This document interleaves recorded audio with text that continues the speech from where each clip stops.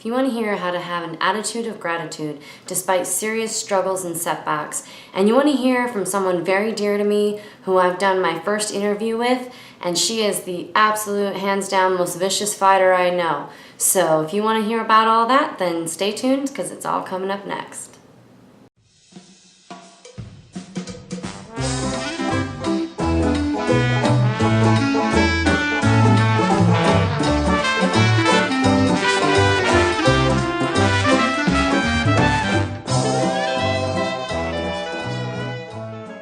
Hey guys, it's Rachel Stewart with Spend Smart, Live Happy. Thanks for checking in. This is my first Coffee Connect. I want to start kind of a series where I periodically interview someone who's inspiring to me, who motivates me, who I think has a special message to share. I'm going to interview them and share that with you guys, so you're not always hearing from me all the time, but hearing from maybe some of the people that touch me and inspire me. So that's who I am interviewing today, is someone very special to me. She suffers from an illness called multiple sclerosis, and this is a very debilitating disease that can have very serious impact on the body.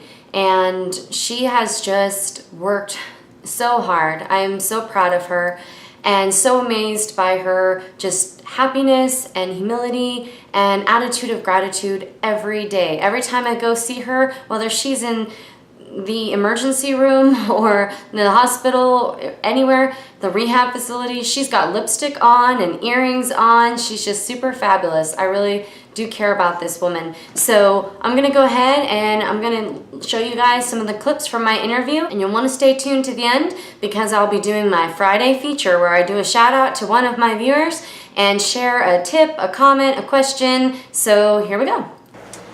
I am here with Amy Cuepa. So I wanted to first interview Amy because of the motivation and inspiration that she is to me in my life. So why don't you go ahead and take a moment and tell my viewers about multiple sclerosis. Well, multiple sclerosis is considered a disease of the immune system, but the effects are of the neurological system. So I know that MS causes fatigue. I know that MS causes injury to self because it's a neurological disease, but it sounds like an immune disease that it softens the blow of what this really means. And I enjoy humor, I enjoy comedy. I needed humor because it gave me strength, and I needed something that provoked that little girl in me to fight. So for me, it became more of a mental strength that I needed for rehabilitation as opposed to just physical strength. When I first got here, we were going to start the video, and I didn't actually even really have a plan of how I thought it was going to go. I knew I wanted to talk about an attitude of gratitude and being positive despite difficult circumstances. And I came, and it was, we actually started filming while we were drinking our coffee, and I was like, you know what, no, we just need to take a time out for a minute. We just need to take a break. So then we just, sat and we talked, and some interesting things happened. So we're just sitting here chatting, and all of a sudden another patient in this rehab facility comes just how you doing? Wheeling right in. Hey, you guys. And we're just looking, this is the women's hall. Kind of awkward moment because we don't know this guy, and he wheels in and he just starts talking. And as he says, one of the first things he says is that he's tired because he's been wheeling all up and down the halls. I think he was looking for something, I'm not sure, but he was tired. And she said, I just sat here kind of like a fly on the wall observing this conversation between these two people who are dealing with some very difficult physical struggles and trying to rehabilitate and gain back some strength. And so I'm watching these two people interact, and he's a newer patient, so he's very new in his disability, and it was very, I thought, heartwarming to watch the interaction. And here is a seasoned veteran. She's been at this a long time, and she's learned a lot of wisdom and gained a lot of strength over the years, and become, not just only able to grow strong in herself, but to give other people strength through her kind words and her encouragement and her positivity. And so what she said to him was, "But that's a good thing." She said, "You have this chair, you got to wheel yourself around. It's going to make you strong. You want to have independence, right?" And he said, yes. And she said, "All right then, you could have the electric chair, but you don't want the electric chair. That'll make you only weak." gonna make your fingers strong. Yeah, and she's telling him basically to look at the positive. Like, don't be frustrated that this chair is tiring you out, that you're wheeling around. Look at it as a blessing, as a strength. That you're going to get your body strong. You're going to become independent again. You're going to get, to that goal of physical, progress that you'd like to see made. And so, then they just kind of keep talking, and I'm listening, and I'm kind of journaling. I'm making my notes because I'm so inspired by the conversation. And, she's talking to him about how blessed they are, that the average person out there, they're so focused on just hustling and making money and bustling from place to place and thing to thing, and that they, for these patients in here, that they get to celebrate and see success on a daily basis. They're excited because that day they were able to move their left foot, or that day they were able to move from their bed to their wheelchair, like it's a daily victory. And how special is that? How much should people learn from that the people that are perfect, have good health and are physically able to do anything that they want to do, and they're spending their day bustling around from thing to thing, hustling, making that money. How great would it be if everybody had that attitude where they're focusing on those small successes and every day doing things that make you proud of yourself, and you're focusing on those little things rather than the big picture of how much money you have, how big is your house, how fancy is your car, how beautiful is your face, because those aren't the things that matter. Being able to move your left foot matters. Mm-hmm. That's what matters. Absolutely. And I was just really, really inspired by that conversation and seeing these two people so strong. He mentioned to our friend Mario, our lovely unexpected interruption. I can't wait to see him tomorrow. You said to him that when you start to lose, that control over your physical body and its abilities, you have to learn to develop your other senses, because there's more than just, your physical abilities. You have your sight and your smell and your taste and your, being able to hear and all these different things. And I thought that was really interesting. And it's scary, but it's true. How to do that really is in our minds, because they're so amazingly strong. And I learned that by being paralyzed and with the strength of my mind. And that's what I thought was interesting. I'm not going to be that.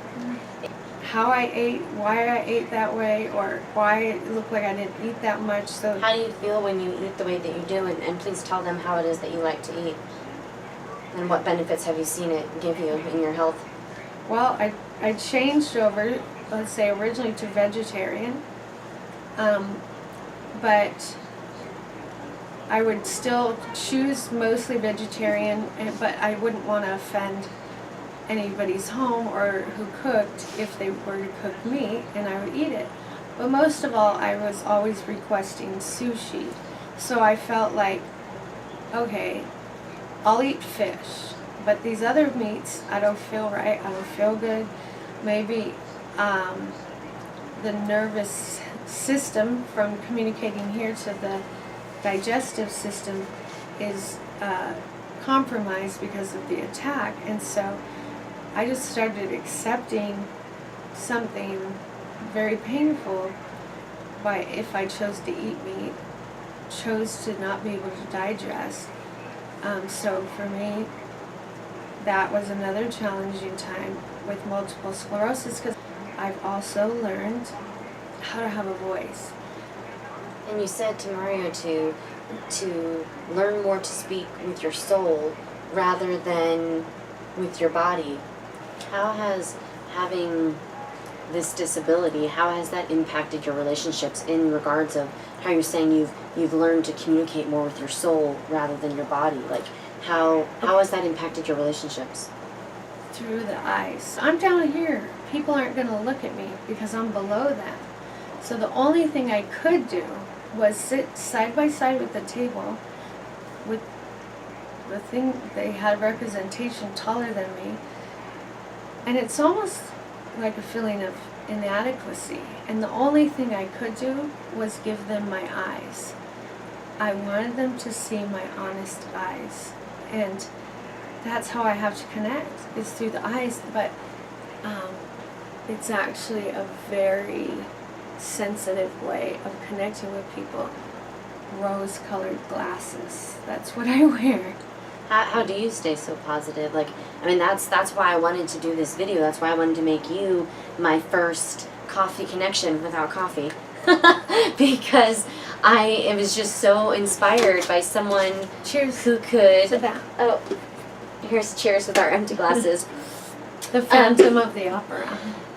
That, you know, there are people who are making $100,000 a year. There are people making $300,000 a year. There's people who live in mansions, who have more than one car, who have every electronic they desire. And they're so lonely. And they are so lonely, and they are so angry and hateful and just spreading their toxicity. You know, they have everything to be grateful for. Everything. They have everything they want. And yet they're still unhappy, miserable, and unkind. And then you see someone who is just happy. They are not even just happy, they are tickled because they were able to get from their bed to their wheelchair unassisted. If, for me, God gave me this path to just be happy, then I'm gonna rock it. I'm gonna be the best that I can be, you know? And when you learn that you can work so hard to bring your body back to such a state of beauty and respect, you won't let anyone disrespect you. You would actually find more joy in vegetables and gardening and be home like me. So that's there's like this counteraction of evil but good when it comes to MS. And I have never had so much joy in my life than to see grandmas doing all their dances from their day and then doing the feet. What the hizzy? Music is so beautiful for that reason. And when I started with my journey with MS, I used to do music therapy for myself, and my kids respected that. And those were times that I had anxiety attacks, so I didn't understand it.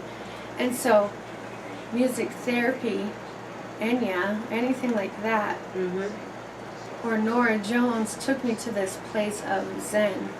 And so I was able to get through some of the confusion of things in the beginning. And then I think it's those simple pleasures, finding it on this minimalism journey that I've been on for the last 5-6 months or so, however long it's been. What has been so profound, which is also, I see a common thread here underlying, is once I began to get rid of that excess and I began to get rid of the waste and I began to focus less on all of these exterior things, once I started focusing less on and getting rid of the excess and the waste, then I was able to see the smaller things and focus more on what's really important, like who do I want to be and what do I want to do for a living and what kind of difference do I want to make in the world and how do I want to live my life, how do I want to treat my body, what do I want to put in my body. But listen, we are so lucky because we are young women and we already know this. And all the Golden Girls that I hang around will comment that either they haven't ever crossed that path or they haven't learned that, and how great it was to have such a young soul that was like, wow, we didn't learn that till we were 60. We waited a lot of years to learn. It's you can be so powerful in yourself and you don't even know it. And stop depending on people to validate that. Absolutely. And look for people who are on that same path. There's good people everywhere you go, and I think taking the time to sit and listen and see somebody for who they really are. Yes. You know, that's my biggest thing, is receive somebody for who they are. What would be your number one piece of advice for all of my viewers who maybe are newly on a journey, or even in the middle of their journey of dealing with some sort of just disability or financial struggle, burden, something that is maybe preventing them from doing something that they want to do? I mean, because everybody's got a different situation. So what would be, I want this to be able to reach everyone, whether they have a physical condition or something else. Maybe it's mental illness, maybe it's like I said, financial struggles, maybe you're helping a family member who is sick. So what would be your number one piece of advice for someone of how to keep a attitude of gratitude and positivity despite struggle? Stay in a place of service. Stay in a place of acceptance. Forgive. And fight. You just gotta fight. And man, I just love that last line. She's just amazing, isn't she? Just such an inspiration. I think she shares a message that we can all learn from, and just, remember to recognize those small triumphs every day, doing things that make you proud of yourself, that are going to build your self-esteem and really give you a healthier outlook on the world. I encourage you all to share this message with a friend, someone who you think might benefit. If you know someone who's struggling from a physical chronic illness or a chronic mental illness or anything like that, then please share this message with them as well, that they might be able to be touched by her words as I am. And if you're new to my channel, please hit that subscribe button for more videos like this. I have playlists and I have videos on minimalism, gardening, homemade natural products like beauty products and cleaning products, talk about how I'm getting out of debt and saving money. So I'm really just on this journey to change my life and really live differently, live the way that I want to live, my dream life. And I'm documenting it here on YouTube and inviting you guys to come along the journey with me. So please leave your comments. Let me know what you're doing. If you have any questions or ideas or tips for me that I might be able to share with everybody, please leave those in the comments. Super exciting. My blog is almost ready to get going. I'm just kind of finishing up putting the site together, and you can also catch me over on Facebook or Twitter or Pinterest or Instagram. I'm kind of getting those sites all up and going too. So thank you so much for watching, and I'll catch you next time.